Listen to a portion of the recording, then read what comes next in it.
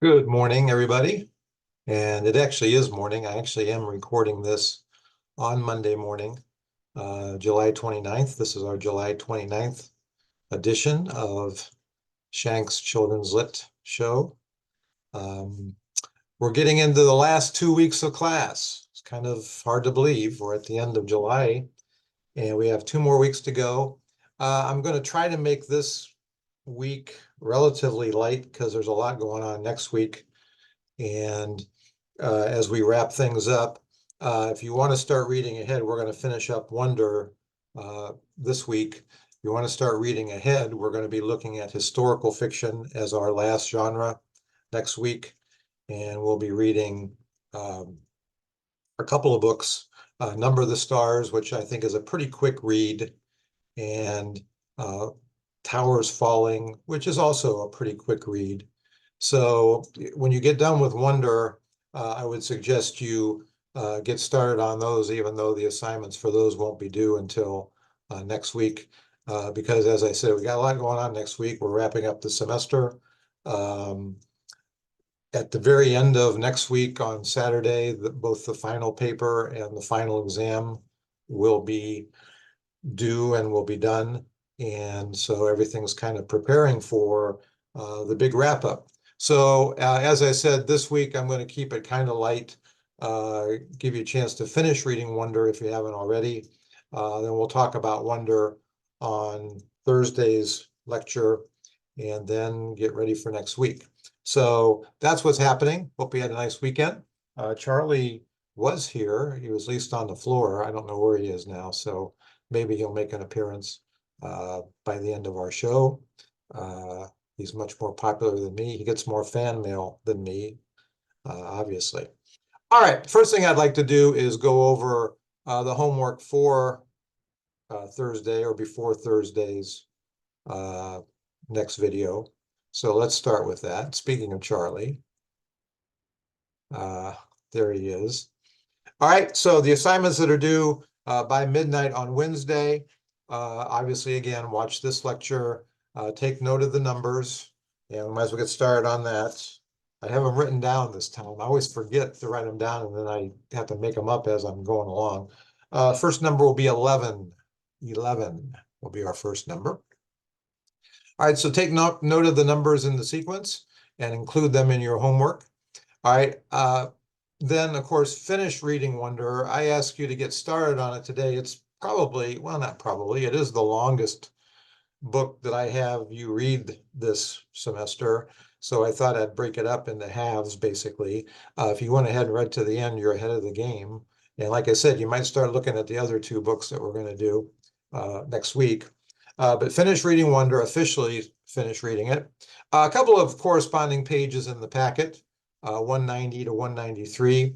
And then I do have some what we'll call quiz questions dealing with Wonder. Now that you've read the end of the book, you'll be able to answer them. I'll discuss those in a minute. I have those up on screen and they're in Canvas. And then some articles in the packet that deal with issues regarding realistic fiction that I'd like you to read. I think a couple of these, or maybe all three of them, you're going to be asked to be responsible for the final exam. So there are a couple of articles, 228 to 242 in the packet, and then one article entitled Why Adults Should Read Children's Books, and you'll see that article in the Canvas. Also, if you are in the last group of presentations, the realistic/historical group, those presentations are due before our video on Thursday. And again, I will compile those and put them in a file, and everybody else can read those. And again, you'll be responsible for the student presentations. Since the midterm, you'll be responsible for those on the final exam too.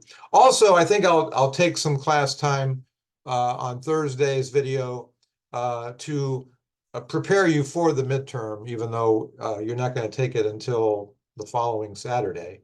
So look that over. There's nothing you have to do, but it'll give you an idea of what's going to be on the midterm. I'm sorry, the final. It's going to be set up very similarly to the midterm, but I'll take a little bit of time to go over that in Thursday's lecture video as well. So there's the homework. There's Charlie. And so there you go. Okay. All right. I wanted to wrap up Terabithia first, and then move on to your precepts. One of the reasons I'm actually doing the video on Monday morning is I wanted to be able to compile the precepts that you guys came up with and share those with you in this video. So I'm going to share with you what I have so far. Most of you turned them in on time. And they were really very, very good, very, very wisdom filled, I guess you would say. They're words of wisdom, precepts. I think Mr. Brown would be proud. I was very proud. And so we'll share those. So that's pretty much what's on tap for today. A few things I wanted to cover in Terabithia, and then we'll share your precepts. A couple of key passages, too, I would like to share, dealing with some of the things we talked about last week in Terabithia. And then I wanted to focus a little bit on how we see the stages of grief portrayed in the book. And again, I think that's one of the maybe the most realistic aspects of the story. And it's one of the reasons I choose it, even though it's almost some 50 years old. It's still a pretty good classic. There are some things that are dated in the story. Those of you who are education majors, I always bring this up in class. Probably the most unrealistic aspect, at least compared to 2024 America, is the idea that the teacher could call up the kid on a Saturday and say, hey, you want to go to the art museum with me? And he says, sure. And she picks him up in the car and they spend an afternoon looking at art. That's not going to happen today. And I guess I think overall that's a good thing. People were more trusting back then, and you could do stuff like that without having to go through 4 different committees and file all kinds of paperwork and have, all kinds of chaperones and so on. But, I'm sure some of you were reading that and kind of shook your head, how Miss Edmonds could just do that, and you couldn't do that today. And that's a good thing overall. I think that's a good thing. It's kind of sad we have to go through all kinds of preliminary things before you have any kind of field trip or whatever, but it's obviously in the child's best interest to do that. But back in the day, they could do stuff like that. All right. I think the first thing I wanted to read was the Narnia connection, which is kind of cool. And I asked you about that. We talked about that a little bit the other day. I have this version of the book. I don't know what edition you have, but I thought it was kind of cool. Kind of a nice transition from fantasy to realistic fiction, which is another reason I chose this book. Also, we talked a little bit about the themes of this story, the lessons, the messages of the story. And one of them, obviously, I think, is that it's great to have a little bit of imagination to indulge in fantasy every once in a while. There's nothing wrong with that. It's not sissy if you're a boy, or it's not weird if you're a girl to do that. And Leslie teaches Jess this. She shows him this. It's one of her legacies to him. So, very bottom of 39, Leslie named their secret land Terabithia.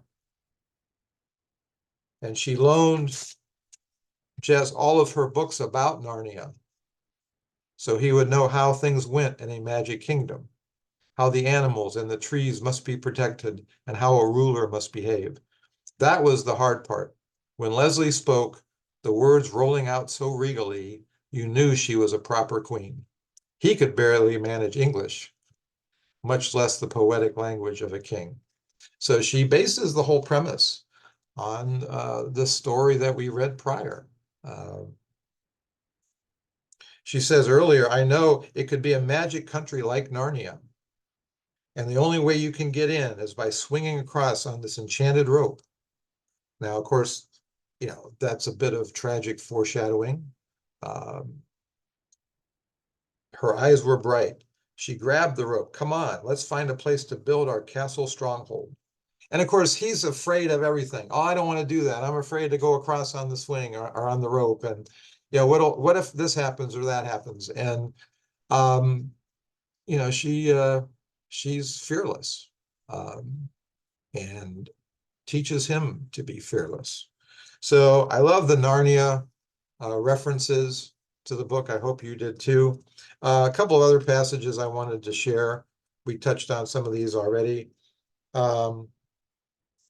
Christmas rolls around and they each give each other very special gifts. He doesn't have much money, obviously, so he's wondering what he can get her, and gets a free puppy, which he then gives to her. And she decides to name it Prince Terrian. She says on 61, we'll name him Prince Terrian and make him the guardian of Terabithia. And so he becomes a part of the fantasy.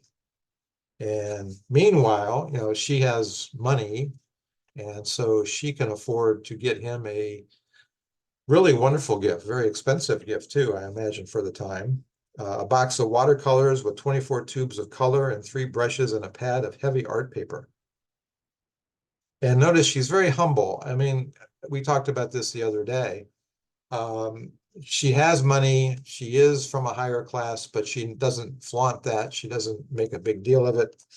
And she even says, it's not a great present like yours, like the puppy, she said humbly, but I hope you'll like it.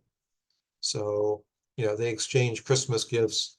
And we talked the other day about what becomes of each one, particularly interesting. And we'll talk about the stages of grief in a minute. But of course, after she dies, one of the stages of grief is anger. And, you're angry at fate, and particularly irrationally. And again, I think this is one of the things that's great about this book. Let me give you another number too, by the way, 16, is that a lot of your reactions are not going to be necessarily, I don't know, positive or something to be proud of, or even rational when somebody close to you passes away. And part of you is going to feel anger, especially at the death of a young person, a peer. Usually this is a time in the class where we have a little bit of discussion. I ask students if they ever had in school a peer who passed away for whatever reason. And that's particularly difficult. I mean, you have a kid that sits in front of you in 6th period, history class, and then something happens to that person, they're not there anymore. And it's very difficult. And one of the differences, thank goodness, between 2024 and back in the late 70s when this book was written is hopefully, I would like to say hopefully, most schools have some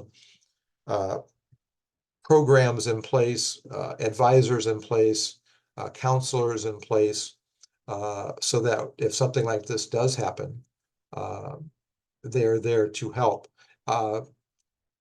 Jess had some help. Mrs. Myers helps, but she's not a trained professional. She just shares with him her personal experience. That's about the extent of it back then. Today, there's so many more, like I said, programs and hopefully counselors. And I usually have people tell me in class, they say, yeah, when a peer of ours passed away in 4th grade or 6th grade or whatever, we were helped by counselors, and they came and talked with us, and that's obviously a great thing and a great sign of progress. And hopefully school systems have the money to do that kind of thing. But anyway, that's what happens to the paint set. He just throws them in the creek out of anger. And he's angry at fate that, somebody or something would take her away. And also very irrationally, I mean, he's kind of angry at her. I mean, why did you do this? How could you leave me? You came into my life And I started to come to count on you and depend on you, and you were my best friend. And then you're gone. I'm blaming you. I'm angry at you. And that's, of course, totally irrational. But it is a feeling that you might have in this situation. And kids ought to know that, hey, it's okay to feel that way, but you do have to move past it, obviously, and you can't be angry forever. Another passage, we touched on this subplot, the whole Janice Avery subplot, and it's not dealt with in a lot of detail. Some people criticize the book for this, but again, it's maybe due to the time period. Today, well, I think there's a lot of books that deal with the plot of one of the characters in the story being abused in one way or another by family member or friends or whatever. But you do have this subplot, which I think is kind of interesting. Janice Avery is the bully. She's kind of the evil person in the story. She's the one who causes all the grief and picks on them, and they can't stand Janice Avery. She's a bad person. But one of the, I think, realistic and I think very nice aspects of the book is that we find out that even bullies have backstories. They have lives. They have lives that they go home to, and maybe those lives aren't perfect, and maybe they have to deal with things that we don't talk about, or we don't see, or they don't talk about. And again, I think one of the differences between time periods, thankfully, and again, I think if you were teaching this book to kids, you could talk about the differences in time, and they'd be old enough to be able to have this conversation. Back then, you didn't talk about this. Uh, Adults didn't talk about it. Kids didn't talk about it. If you suspected maybe there was some kind of abuse going on, you just kind of look the other way. It's none of my business, or we're not going to talk about it. Of course, today we're much more proactive about that. Again, thank goodness. Um, but I thought that was an interesting subplot. Um, and let's take a look at that page 75. Here's what I'm talking about. They have this conversation, Jess and Leslie, and Leslie actually took the time to talk to Janice Avery and find out what's going on with her. And she learned a lot. Did you know her father beats her? And of course, his answer is, well, a lot of fathers beat their kids. And again, this is back in the day, 50, 60 years ago, where, parents still spanked their kids and whatever. But this was different, Leslie tries to point out to him. And then Janice Avery did the thing that was kind of very unusual at the time. She finally spoke out about it. Pity for Janice Avery swept across him. And it was interesting. He pitied her not necessarily because she was beaten at home, but because the whole school knew about it, right? Even the teacher knows about it, she says. Boy, the word came out like a sigh. There was a rule at Lark Creek, more important than anything Mr. Turner made up and fussed about. This was the rule that you never mixed up troubles at home with life at school. When parents were poor or ignorant or mean, or even just didn't believe in having a TV set, it was up to their kids to protect them. By tomorrow, every kid and teacher in Lark Creek Elementary School would be talking in half snickers about Janice Avery's daddy. It didn't matter if their own fathers were in the state hospital or the federal prison. They hadn't betrayed theirs, and Janice had. And it's a very interesting perspective, and it kind of speaks to the time and the setting, the period, not only the time period, but also the place, you know. And again, so much progress has been made in this area. Again, there's so much help available now for kids who are abused, but I have a feeling there's still a lot of, well, I don't have a feeling, I'm sure of it. I mean, a lot of this still goes on behind closed doors, and the child, for whatever reason or reasons, won't speak out against their parents. But obviously, teachers are much more trained now to spot signals of abuse and know what to do about it. So I think this was an interesting subplot in the story as well. The bully that terrorized them, um, maybe there are reasons why she's a bully, you know. Maybe it helps explain her behavior and her actions. Um, and then finally, this was something I talked about and I thought was kind of interesting the other day, and I want to show a passage of this. This has to do with when she's invited to Easter service with his family. And I talked about something that kids might miss, but I think we would get being a little bit older. Although I notice a lot of students when I go over this in class kind of miss it, even, you know, uh, adults miss it, but I think it's kind of interesting. The fact that his mother, um, how did she feel about Leslie? Well, it's not like she didn't like her. Well, she's not too crazy about Leslie and just hanging out with this girl. Um, Maybe not for the same reasons his dad is reticent. I don't want my boy to hang around with girls, that kind of thing. Hers is more of a class kind of thing. Um, and I mentioned this the other day. Um, and here's the passage, 82 in my book. You know, she don't dress right, the mother says.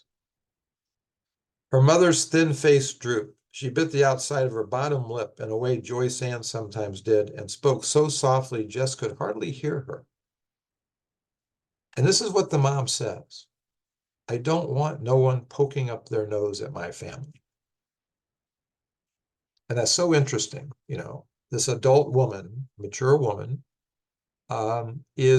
is threatened by the idea that this young girl who is in a perceived higher class, a higher economic bracket, etc., might look down her nose at her, the mother's family.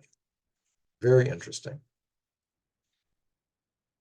And then a little bit later down, Leslie seems to sense this. You know, you got to love Leslie as a character. She's very, you know, if you want to teach a story about empathy, you know, I think Leslie is one of your more empathetic characters. Um, but she made the point to dress up for Easter, right? Even her manner was decent. Her usual sparkle was toned way down, and she said yes, ma'am, and no, ma'am, to her mother, just as though she were aware of Mrs. Aaron's dread of disrespect. You know, she dreaded being disrespected. It's like, you know, we don't have much, you know, but, you know, we are still somebody and we are proud, we're proud people. And I don't want some little girl who has a lot to look down her nose at us. And Leslie is sensitive to this and is very good about it. Um, Jess knew how hard Leslie must be trying, for Leslie didn't say ma'am naturally. So again, another lesson in empathy, another lesson in, well, I will quote the great Atticus Finch. If you've ever read To Kill a Mockingbird, I do it in my Lit for Young Adults class. Um, you know, before you judge somebody, you know, take a walk around in their shoes a while. And I think that's what Leslie is doing, and it kind of portrays that lesson and that message to us. All right, so those were some of the passages I wanted to touch on because we talked about them last week. Now, as far as the other thing that I think is really important about this book is that I think it does handle and portray the stages of grief very well. And let's go to that. And I noticed just over the weekend, and I apologize for this, I had two articles on the stages of grief in the Canvas, and I noticed one of them was not, at least it wasn't operating for me. The one that dealt with the 5 stages of grief, and they've later been expanded to 7 stages. So we'll do the 7 stages. And I apologize, maybe I can try to find that and put it back up again. There were two files, but for some reason the other one's not working anymore. And I read over your comments. I was gonna compile them and put them up and we could share those, but I thought we might as well just kind of go through these because most of your answers were pretty similar and they were pretty close to what I wanted to say anyway. So I think with the one exception, which I'll get to, I think Jess goes through each of these. And again, the lesson for kids reading this is, a lot of times in movies and TV shows and whatever, grief is not, I think, accurately portrayed. It's kind of portrayed as one emotion. You're sad, you cry, and then the next scene you're over it or whatever. And I think that's unrealistic for kids. It's a process, and in some cases, it could be a very long process that one goes through after they've lost somebody close to them, a family member or a friend like this, whatever the situation is. And Kubler-Ross, among others, kind of outlined the different stages of grief that we go through. And we go through most of these, and each stage maybe takes its own time to get through, but eventually, hopefully, you reach the end and you get on with your life. And it's a difficult thing to do. And once you get to be my age, I've lost any number of people in my life and my family. Both my parents are gone, aunts and uncles, grandparents. I've been to a lot of funerals. And, of course, a lot of it depends on the situation. I had a grandmother who lived to be 95. So the feeling when that happens, which is something, you're kind of prepared for, is much different than I had an uncle who died suddenly of a heart attack at 60. And so the feeling there was much different. So the situations are different. No, and no one size fits all in regards to situations. In this book, obviously, we have a young girl dying, which is particularly tragic. I always say, when some famous person dies, there's usually comments about it on Facebook and whatever. And if the person is like over 90, I'll see comments like, "Oh, it's so sad that Bob Newhart is a good example. I don't know if you guys know who Bob Newhart was. Great comedian, had a wonderful career, had a career that spanned like 60 years, and he died recently at like 95 or 94, and people were sad. And I thought, well, I'm kind of sad, but the man had a wonderfully long uh, life and had kids and had a wonderful career, and it was his time. I mean, I'm sad when a 7-year-old dies of leukemia. That makes me sad. So every situation is different, and we all react in different ways. But I think Jess certainly goes through all of these stages, and it's well portrayed. Patterson does a really great job of showing each of these. Um, the recent movie version does a pretty good job. Of course, in the movie, you have to condense everything, so everything kind of goes pretty fast. But it does a pretty good job of showing the stages that he goes through. And there's a version that came out in the early 80s, which is terrible. Check it out on YouTube sometime. Usually in class, if we have time, I show this. But it's like a TV movie. It was god awful. But in the movie, he goes through like 5 stages of grief in like about 5 minutes, and it's just terrible. So, and again, that's kind of an example of what I'm talking about. Movies and TV shows don't always show this realistically. Let me give you another number. 32. 32 will be our number. All right, he certainly goes through shock, as we all do when we get the news, especially if it's a tragic situation like this, particularly if it's a young person.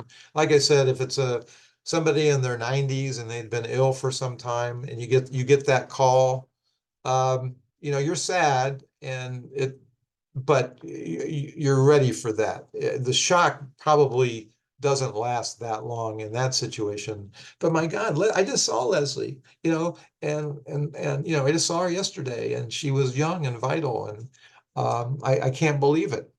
And then the certain amount of denial kicks in along with the shock. And I have a couple of passages to read here. He comes back from the trip, and they thought his family thought that he had been with her, so they didn't know where he was. But he was off on this trip with Miss Edmonds, which again in 2024 would never happen. Um, and he says, no, it's a lie. Leslie ain't dead. No, no, no, no. No, that can't be true. No. And then he just starts running. And I think this is a nice scene. You know, his dad, who through most of the story comes across as this, I don't know, stern, homophobic, typical tough guy dad of the 60s and 70s, does and is hard on his son, whereas he tends to be easier on his daughters. You kind of get a sense of that. But in this case, the father does show some sensitivity, which was nice to see. Um, Behind him came the baripity of the pickup, but he couldn't turn around. He had to run faster. But his father passed him and stopped the pickup just ahead, then jumped out and ran back. He picked Jess up in his arms as though he were a baby. For the first few seconds, Jess kicked and struggled against the strong arms. And it's kind of symbolic of how you're kicking and struggling against the fact or the even the idea that Jess has lost his best friend. Then Jess gave himself over to the numbness that was buzzing to be let out of the corner of his brain. And he just kind of gives in to um, that's his way of getting over and starting the shock and the denial starting to fade, and the reality of the situation starts to hit him. But even after that, um, page 109, he's still trying to deny it, even though the reality is set in. His father said something. I think it would be fitting if you came to, the service too, or the calling hours, seeing as you were the only one who really knowed the little girl. And just his first reaction is, what little girl? It's like, I don't want to, no, I don't want to deal with this. I'm still in denial, even though I know in the back of my head it's true. All right, then the third stage we've already talked about. He gets angry, and again, that's not a reaction that we should be proud of, but it's a natural reaction, you know. Um, and he gets angry. He gets angry at fate. He maybe gets angry at God for letting this happen. And he gets angry at her too. I mean, how could you do this to me? A lot of it's kind of when we lose somebody, and again, that's not a reaction that we are proud of, but it's still a natural reaction. I mean, it's like, how is this going to affect me? I'm affected by this. How could you do this to me, me, me, me? She's the one who died, but here I am, and how dare you? How could you have done this? And again, that's not a rational thought necessarily, but it is a very human one. And the book shows this well. He's angry. He goes through a period where he's really ticked off that finally somebody in this world comes into his world and shows him all these wonderful things, and now she's gone. She was taken away from me. That yeah. And that precipitates then his throwing her wonderful Christmas gift to him into the creek, because without Leslie, he doesn't want to draw, he doesn't want to pursue art or whatever. And of course, he immediately regrets that. But I'm glad that scene is in there, because you may do things like that. I mean, you need to control your anger. You shouldn't try to hurt anybody else, but you're going to be part of the stage is you're going to be angry. Now, number 4, I'm not sure this is seen in the story, and I'm not even sure exactly. I've always struggled with this stage. It says this stage is a kind of confusion where you actually look for ways to argue or reason your way out of the pain of loss. And I'm not sure we see that in the story. Maybe you did. I think replacing bargaining as number 4, I would put another stage, which I think we definitely see in the story, which is guilt. I think he goes through a stage where it's my fault. Oh my God, it's my fault she's dead, If I'd only invited her to go with us, but no, I wanted Miss Edmonds all to myself because I got a crush on Miss Edmonds. But he's thinking, if this had only been, if I'd only done something different, or maybe I should have just stayed home and gone with her to Terabithia that morning when it was raining. And if she had fallen or whatever, I could have been there to help her.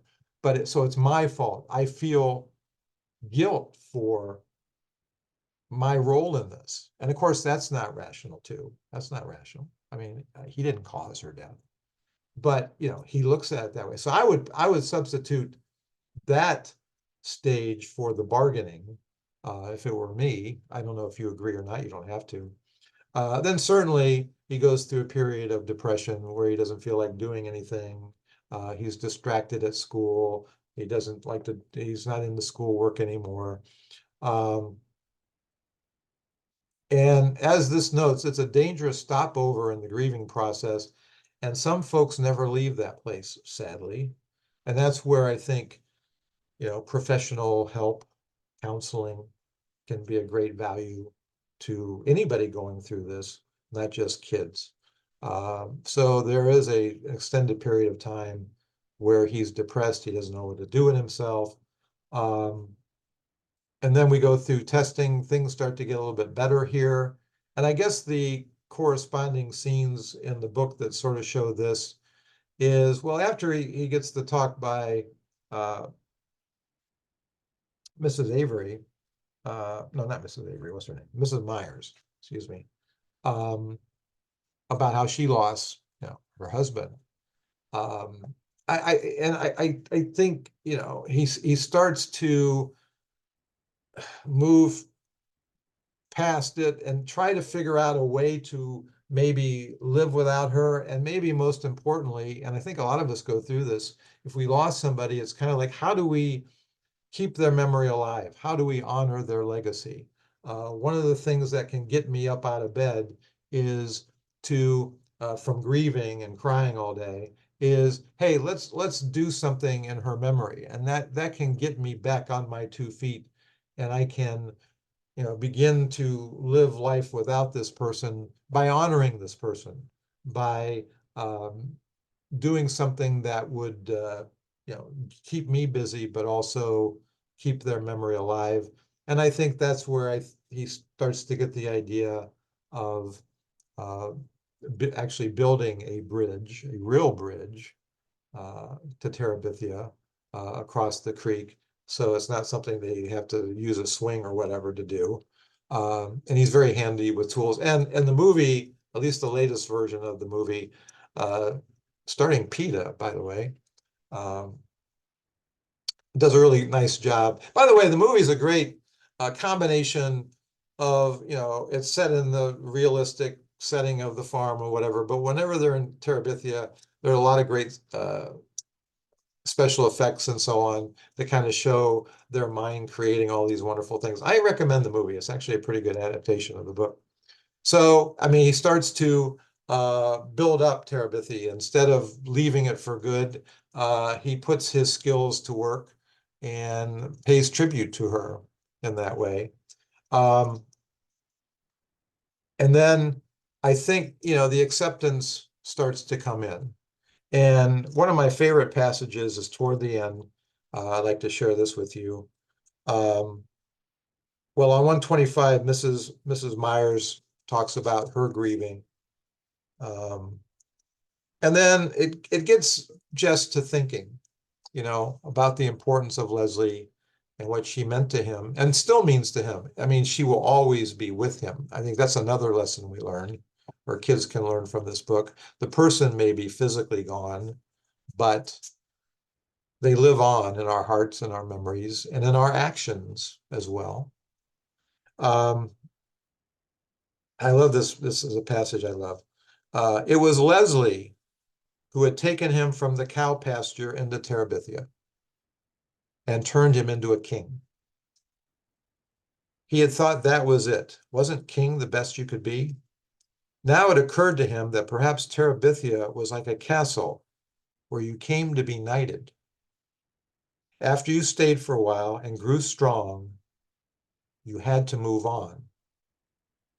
And of course, that has a lot of different meanings. You have to move on from her death. You have to move on in life. You got to grow up. He's going to become an adult and, live his own life.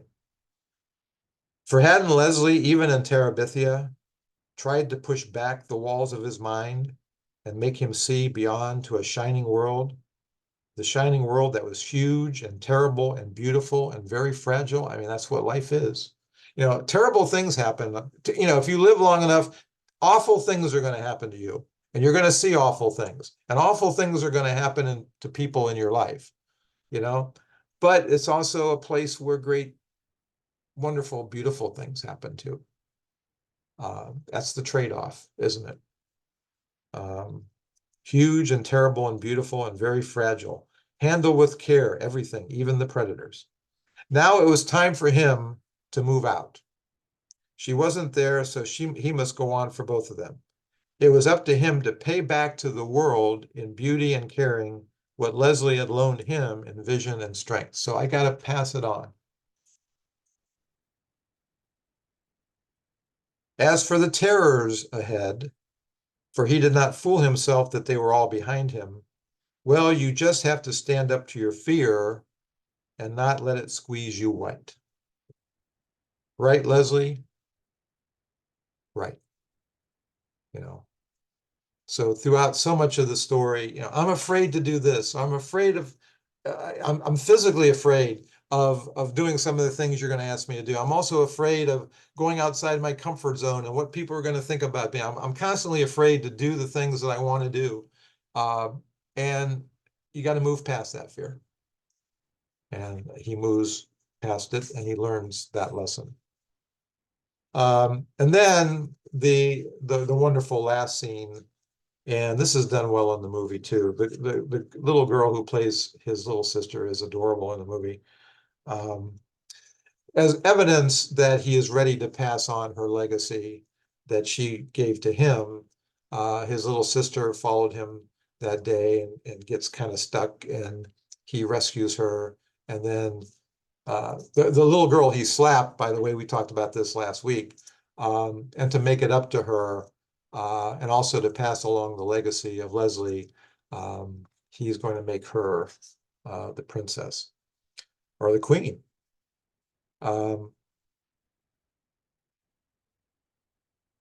Very end here. And when he finished, he put flowers in her hair and led her across the bridge, the great bridge in the Terabithia that he built, which might look to someone with no magic in him like a few planks across a nearly dry gully. Shh, he said, look. Where? Can't you see him?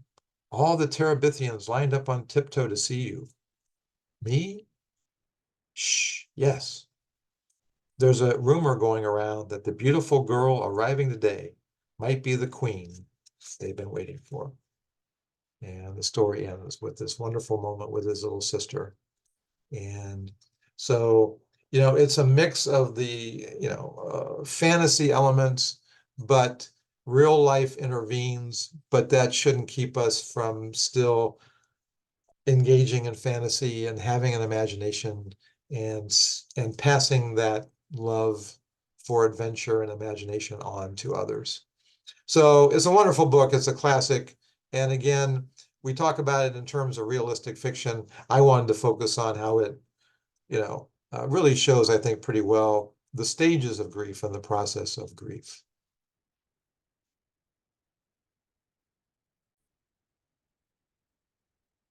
All right, let me give you another number. How about 32? 32. All right, in preparation for our discussion of Wonder on Thursday and the entire book, I mean, you've read far enough along, or should have, that you get the basic plot of the story and so on. Did I talk about the questions? Maybe I should do that real quick. I was going over the homework. Let me do that. Let me put that up. I do have that up.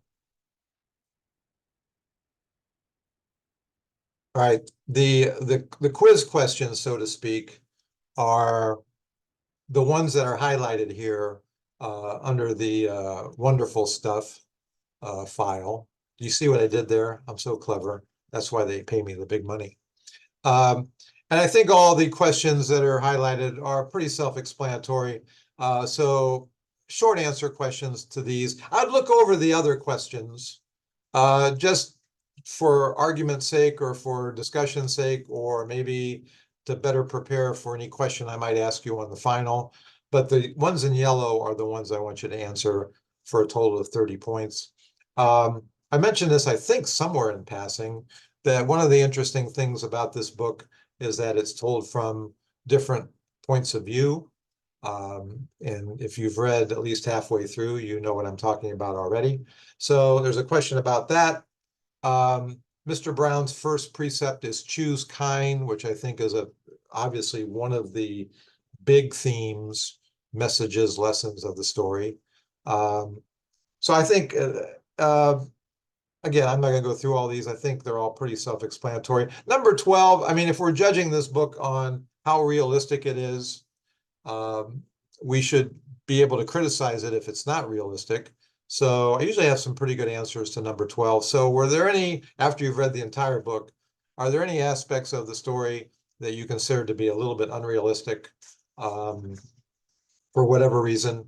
And we can kick those around. I think that's one of the things I'll probably focus on in Thursday's discussion. So again, there are 16 questions altogether, but just answer the highlighted ones. And then you can disregard this. Usually, if I had a regular classroom situation, we do these in groups, but this is actually what I had you do individually. So just disregard this. And that's me when I was a kid. I always joke that I looked like that when I was about 7, and I'm going to probably look like that again in about 5 or 10 more years. You know, no teeth, you know, bald head, just I look like an old man there, and I'm going to, you know, I look like an old man at 7, and I'm going, well, I guess I already look like an old man. But anyway, that's your homework. And again, disregard the precepts because you've done this already. And so let's go to these. I thought these were really very, very insightful. You guys are all experts at childhood because you all survived it. And I think, by the way, this would, you know, again, I only have a couple of education majors in the class, but I think if I were teaching this book to a classroom of kids, I would probably make a big deal of the precepts. In fact, there's a separate book that was published that deals with the whole concepts of the precepts in this book, which I would encourage you to take a look at if you are an education major. I'm sure you could probably get a copy at the library. You wouldn't have to buy it. But I think the precepts idea is a great idea because, you know, you could put them up on a bulletin board, or you could make a whole big thing of it on your wall in your classroom and have the kids contribute their precepts. So you talk about the precepts that we see in the story, but then also add to them. And that's pretty much what I ask you guys. You guys are all adults to do. And your answers are going to be a little bit more based in experiences and so on. And I ask you, you know, what advice, what precepts would you give to kids? And I think particularly in the tween years, between 10, 11, and 12, even before they become teenagers. One of my great nephews is going to turn 13 this year, and I'm seeing it with him. You know, they're so much more grown up and advanced than we were when we were 12 years old. And they're entering, you know, they're entering a difficult and challenging phase in their lives, you know. And so what kinds of bits of advice, precepts would you offer them? And I'm just going to touch on these, and you can read the explanation. Some of them were very personal explanations. You kind of dug deep into your own experiences, which I really appreciated. And I'm sure everybody else will appreciate reading these. Irale, some of his precepts: speak up, surround yourself with true friends, and walk away from toxicity. And he shares some experiences that he went through, and he suggests wonder as a good example to show this. Number 2, respect authority, but don't lose your voice. And Malcolm in the Middle. I hadn't thought of that show in a while. That's a great show. he thought indicated that precept really well. Dealing with family dynamics, communicate openly and listen to understand, not just to reply. And boy, that's advice we all can heed. I think we all know people who, um, when you're talking to them, they're not listening to what you have to say. They're just waiting for a turn to talk, and you just want to, slap those people. But listen to what the other person has to say. Don't just wait for your chance to speak. I think that's a great piece of advice. Um, Embracing diversity and stand up against prejudice. And he recommends, excuse me, The Hate You Give by Angie Thomas. And that's actually a book that I do in Lit for Young Adults. A little plug there, if you ever want to take that class sometime. And actually another book that we do in Lit for Young Adults, he mentions for the coping with mental health issues, seeking help is a sign of strength, not weakness. And boy, is that important. Excuse me.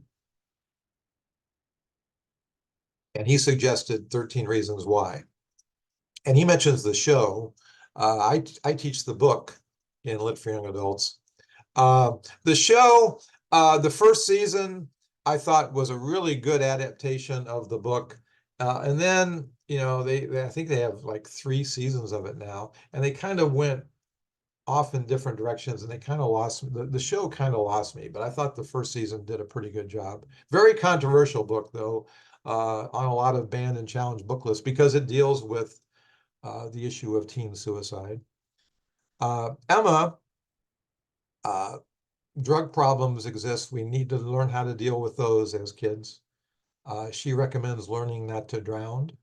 And I wrote this down because this is a book I'm not familiar with, but I'm going to go check it out. Don't sweat the small things.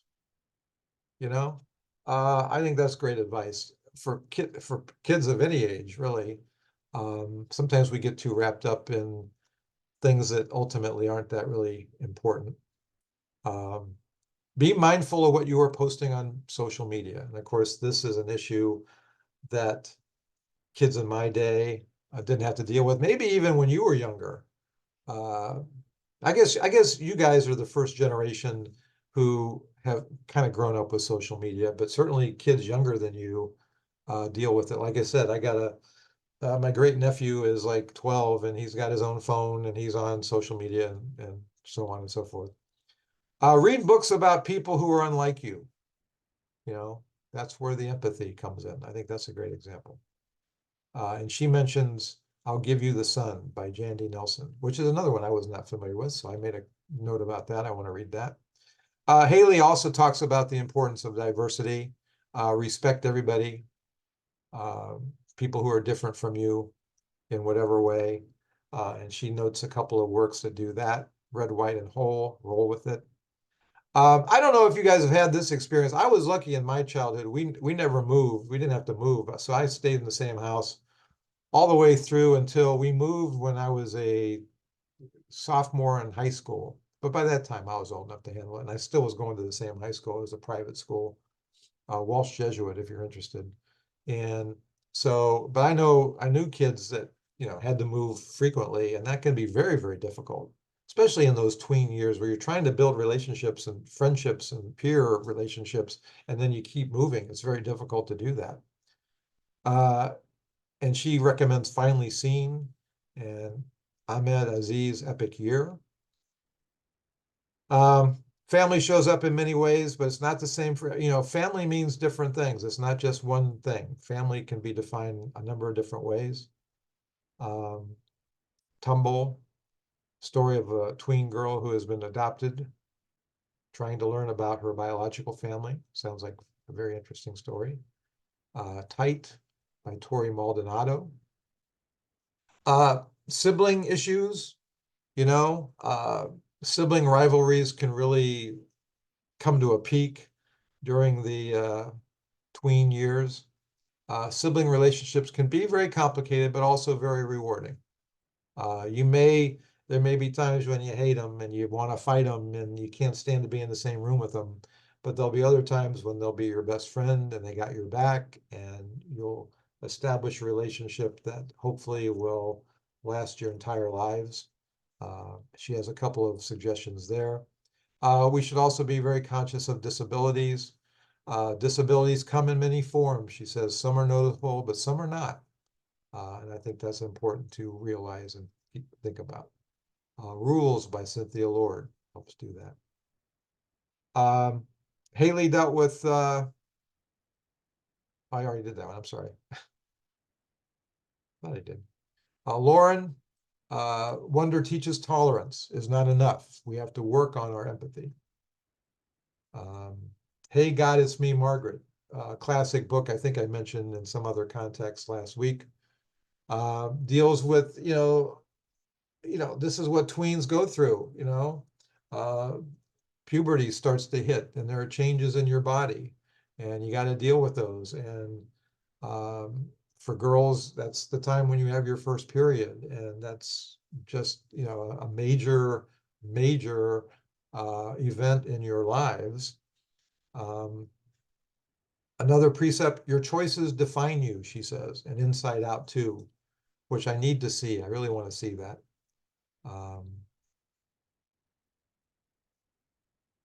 And she mentions too, like I said, some of these responses were very, very personal and very, very strong as a result of that. She said she fell out of love with reading in middle school, due in part to her ADHD.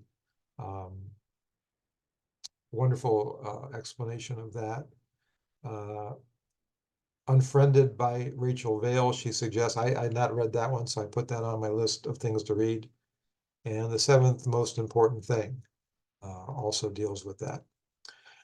Jenna has a nice list of precepts here. Oh, let me give you another number here, 44.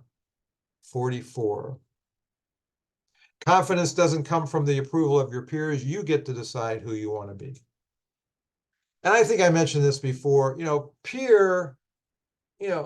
approval of peers is going to be important to us in all stages of our lives. Even when you're an adult, you're still going to kind of care about what your friends and your coworkers and your neighbors think of you. When you're a child, same thing. But I can't think of another time in a person's life where peers is more important than like those tween to early teen years, where your whole life depends on where you stand in the social structure and whether you have friends or not, and it's a very difficult period to navigate. Kill people with kindness. That's great advice. Treat people, well, it's the golden rule, isn't it? Treat people the way you want to be treated. You have your whole life ahead of you.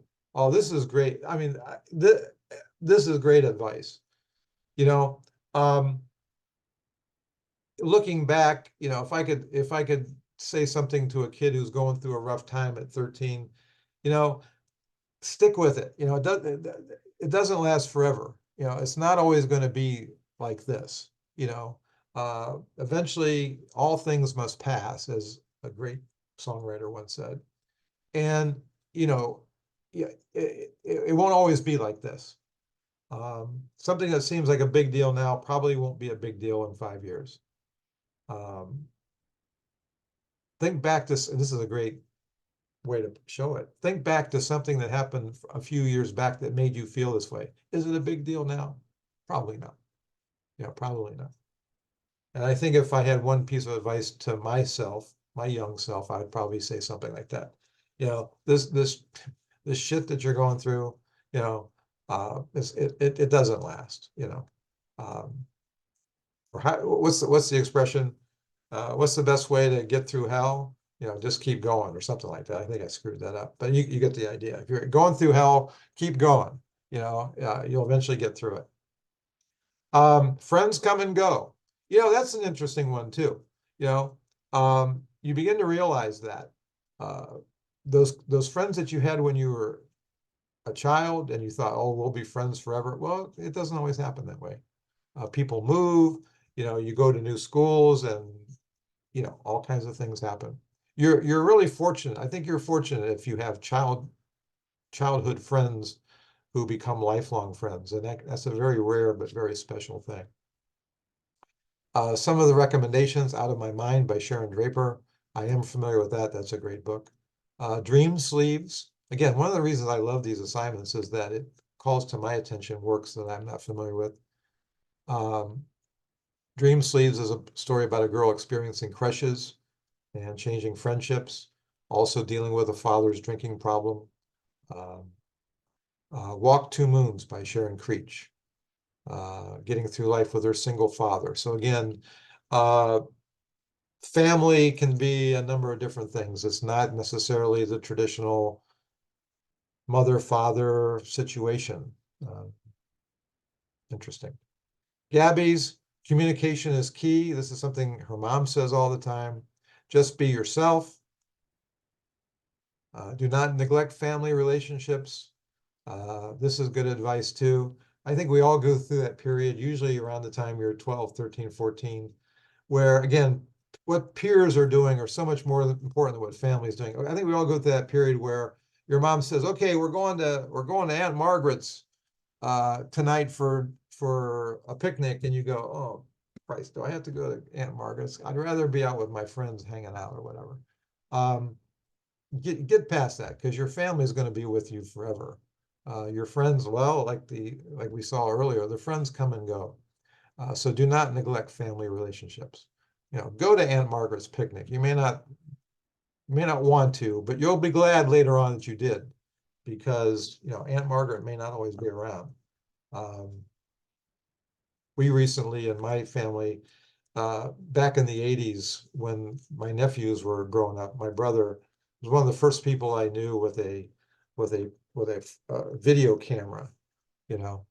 So he videotaped their birthdays, like their third and fourth birthday party. And recently we watched those, and it's like 40 some years ago.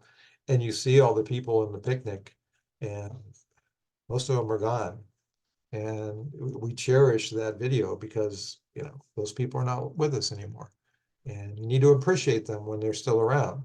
Um, so give up that night out with your friends to hang out with your family, because you're going to be glad you did later. Balance yourself out. Uh, Try not to get so stressed out about things. And this is hard to do, but accept the things you can't change. Um, and again, she was a child of divorce. I was. Many of you probably were. This is one of those issues on the list that I gave you. How realistically do the works deal with issues like divorce? Um, and I am familiar with the Cleary book. It's a really good example. Dear Mr. Henshaw is a great example.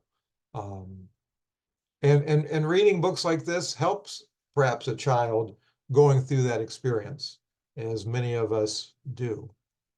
Kaylin, never say something about someone that you wouldn't say to their face.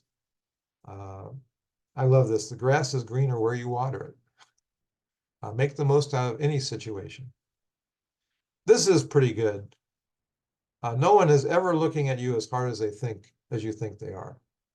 Uh, I have a list of rules that I'm actually putting together to publish on Amazon. I guess they're my personal precepts.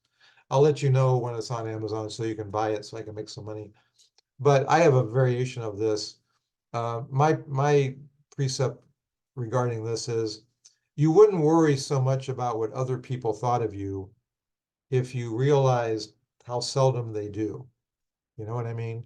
It's like, oh, we think, oh, what somebody must be thinking about me. And then you realize they don't give you a second thought. So why are you worried so much about what people think about you when they don't really think about you that much, or not nearly as much as you think they do?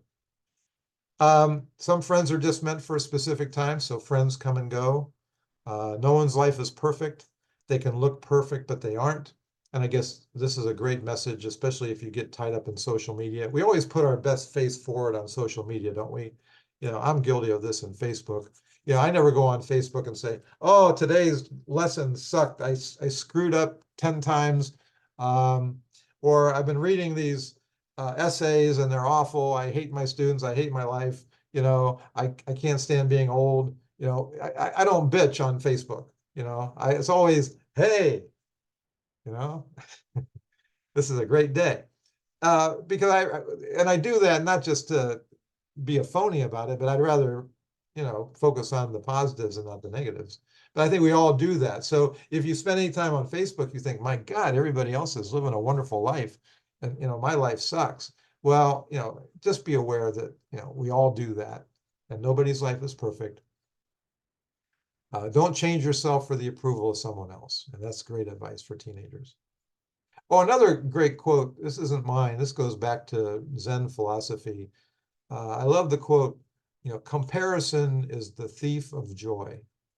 And basically what that means is, don't compare yourself to others, just try to live your life and be who you are, you know.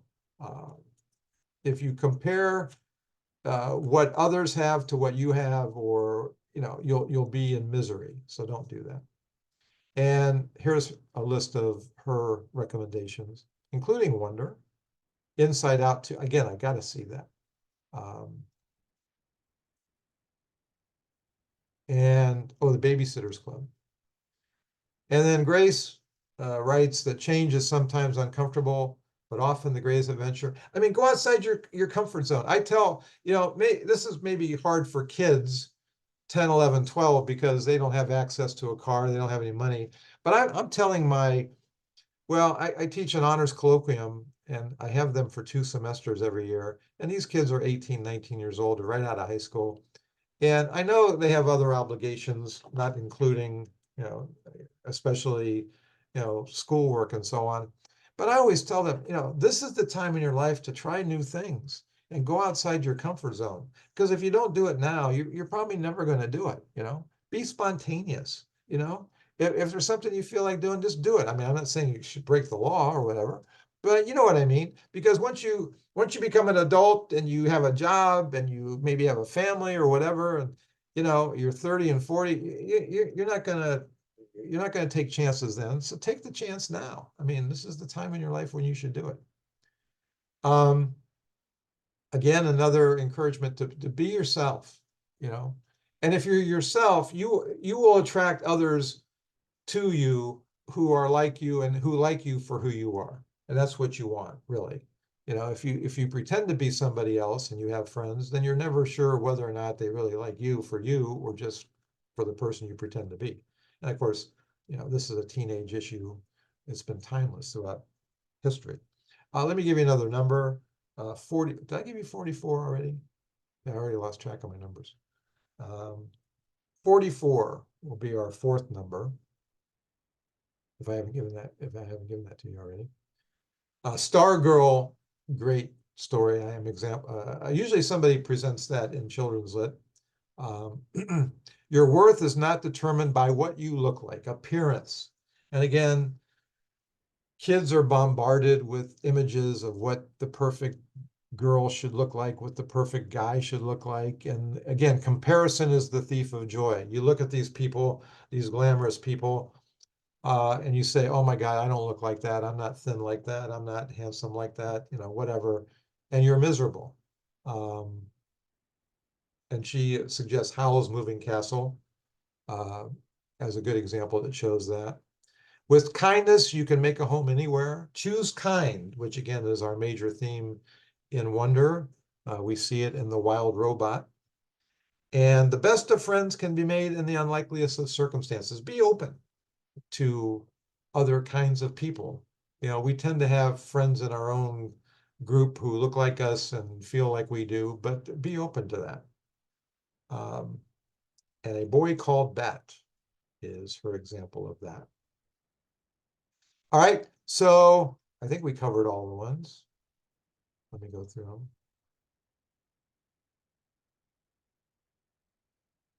A lot of words of wisdom here. And again, I'm not making this something that you need to be responsible for the final exam. It was just kind of FYI. But, when we're talking about realistic fiction, these are the kinds of issues that come up. And we then ask ourselves, how realistically does the work deal with divorce or moving or appearance issues or peer problems or sibling issues, or whatever the particular issue that kids starting in their tween years have to start dealing with. Does the book or does the movie or the TV show realistically portray those situations? Or are they, exaggerated or false or misleading? And of course, you know, that would be a problem if that were the case. All right, let me give you one last number, 56. 56. All right, so that's all I got for today. Finish reading Wonder. Well, let me put the homework back up again so I can remember what it is. Um, so again, watch this brilliant lecture, and if you, I guess you are, and you have, so you're all done with that. Uh, take note of the sequence, finish reading Wonder, read the pages in the packet, read the articles also in the Canvas. And if you're in the realistic or historical fiction group, those presentations are due also. Look over a couple of articles, and then you might want to take a quick look at the, I just messed this up. I just noticed this. I'm sorry, it should be the final exam study guide. I will change that. Um, yeah, I don't know why I didn't catch that. I guess I was mesmerized by Charlie. So yeah, take a look at the final exam study guide, and I'll go over that on Thursday as well. All right, have a great Monday and the rest of your week until Thursday, and until then, we will see you. Well, I'll get back to me. There you go. Thank you all.